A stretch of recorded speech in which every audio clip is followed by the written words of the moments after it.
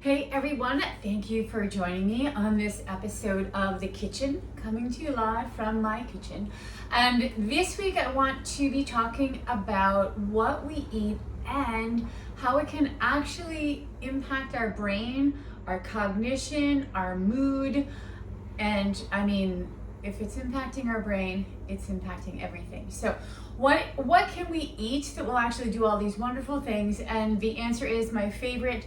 If you saw my post earlier in the week, spoiler alert, it is omega-3 fatty acids. So, fats get a bum rap, but we need fat to cover all of those connective neurons, the myelin sheathing in muscles, and also in our brain. Like that's how we need that fat for it's like electricity, right? So we need that fat to kind of coat that coil and be able to send that message.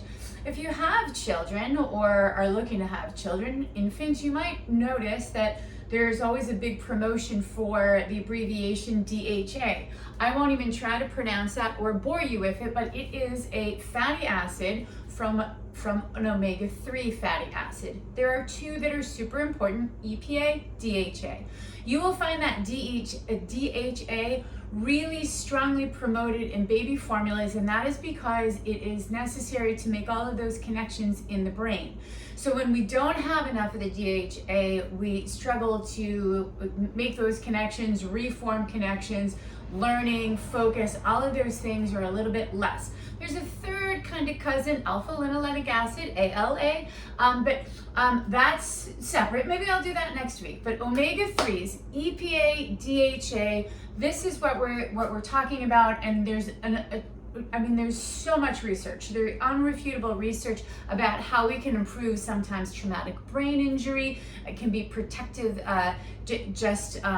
against other brain sclerotic stuff, right? That makes anything that, if you hear those diagnoses with the word sclerotic, sclerosis, any of those things, these in the brain, this can really help with some of their either healing, restore, or regeneration of some of those connective neurons in the brain. So amazing stuff. So that it helps your mood. One of the main reasons why I sort of started to delve into the research on omega-3s is because it is an anti-inflammatory. So when working with athletes, we always promote getting enough omega-3s so that we're offsetting all of the sugars and things that we're doing during our endurance trainings, but also because we're training a lot, which stirs up a lot of inflammation in muscles, and we want to make sure that we have enough anti-inflammatory stuff in the anti-inflammatory bucket to offset the inflammatory process that we create with training. It's not that we shouldn't create that, we just want to make sure that we have this stuff to balance it out. So some of you may know about my ridiculous story about walnuts. I have some here. I'm not a super huge fan of walnuts by birth. My grandmother would make fudge and put walnuts in it. I was like, this is absurd. Who would put this bitter, acrid nut in this delicious fudge? I don't really understand. And so I would suck all the fudge off and spit out the walnuts, and that was my technique. But my grandmother, Nana, was awesome, and she recognized this. She's like, what are you doing? I'm like, walnuts are gross. And so she would make me my own batch with walnuts, which was awesome, and I loved that. Sometimes it did have, if I ate all my fudge, I'd have to dip in and use my, sucking the chocolate off of the walnut technique. But I really just don't like walnuts. When I started to do the research with omega-3s, and I realized that walnuts were a great source of omega-3s, and they transport really well. They don't need refrigeration. They can go in trail mix, salads, fudge, whatever. They're good.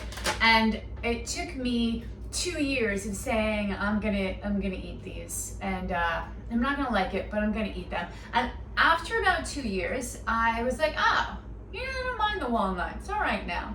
So just a little ditty about my history with walnuts, and also a reminder of, it's always, it's not always about what you love to eat. So it is. We should enjoy our food, but do remember that the things that we ingest are not just because oh my God, it tastes so good, right? Okay, yes, sometimes, but not all the time. The reason why we eat is so that we have all the necessary things to provide our body's energy, for the brain, for the muscles, for anything that requires energy. We need proteins for building blocks, for all the structures, from giant muscles to cells. We need fats for a whole bunch of reasons, like I just talked about with our brain. But we also need anti-inflammatory compounds found in some of these fatty acids. We also need fats to surround the organs. They're a nice buffer inside, not gut, not the gut fat, but internally they protect your organs if you get bumped around, or you play in sports, you get bumped. I know somebody always used to use the example of like if your friend bumps you into your locker. I was like, that's aggressive, but I mean, I'm sure it happens. Anyway, so we need fats for a multitude of reasons, and so we want to make sure that we're getting good, healthy fats. This is not like, I went to Popeye and got like deep fried chicken or whatever. I don't even think I've ever been to Popeye. Maybe once, like when they first opened, people talked about it, and that was 20 years ago in New York City, and I can't be responsible for anything I did 20 years ago in New York City. Way more than Popeyes. Anyway, so our talk today is not about that, but it is about omega-3s and how do we include more of them. Some other foods, if you don't like walnuts, you're not willing to invest 2 years of your life to get some, to get used to them, you can also try some salmon, avocados, flaxseed. Make sure the flaxseed is ground. Our stomachs can't break open the flax seed, the shell. It just kind of goes right through. So you want to get ground, or get like a little coffee grinder and grind your own if you're, you want to do it. That's cool too. So canola oil, which doesn't mean all the other oils are bad and canola oil is good. It just means that is a good source of omega-3 fatty acids in the canola oil. So I always say we want to include a variety of oils and not just one, to make sure that we're getting mono, poly, all of the fats. All right, well, thank you very much. Scoobs has decided we're done. We have some company. Thanks so much, and join me next time on The Kitchen.